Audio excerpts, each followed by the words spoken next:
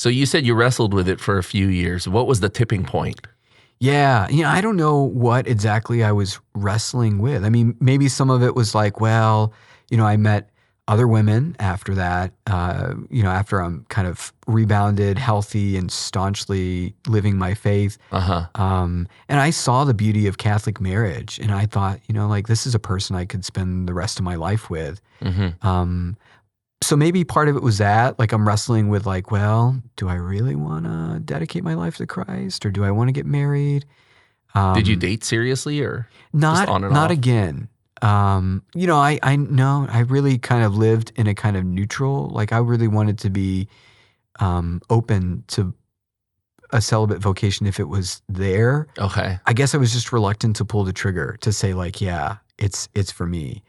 So I'd kind of like, I don't know, it sounds bad, but I probably lived my life in a way that kept my options open. Like, maybe I just talked to this nice Catholic woman and we see each other occasionally, but even we're not dating, but Just go out for coffee. Yeah. I'm just kind of thinking about, this could possibly be the one, but I think I just kind of knew inside that something was different and wanted really a life radically dedicated to God.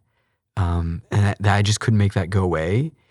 And so, yeah, I mean, maybe that was partly that. There were probably other thoughts of like, where, that's always a big question for discerners, like, where do I go? I looked at Dominicans, I looked at Jesuits, all over. Wow.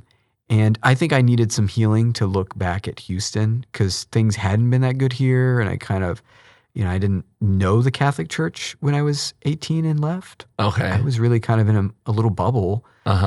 And so it took a little bit of healing to say, you know what, like, let me be open-minded and notice that, wow, a lot of people go to daily mass here, more than I had ever seen in St. Louis, even though I thought, well, St. Louis is like the beautiful church, Yeah, the Rome of the West, as they like to say. But really kind of falling back in love with my city and recognizing like, I am rooted here. I want to be rooted here. Why don't I think about diocesan priesthood here?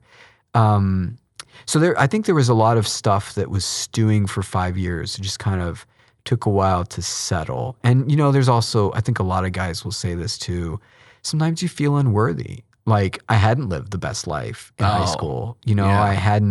I certainly didn't deserve to be a priest. I'm sure there are a lot of people out there who remember me from like middle school and knew me as a jerk. And I was. Him? Yeah. He became a priest? Yeah. That guy? The guy who, when bullied, decided to bully other people, so I mean, there was a long thought about like, why would I do this? Like, why would God call me to this? And just a kind of reckoning with the fact that, yeah, I don't deserve this. That's the point. It's called love.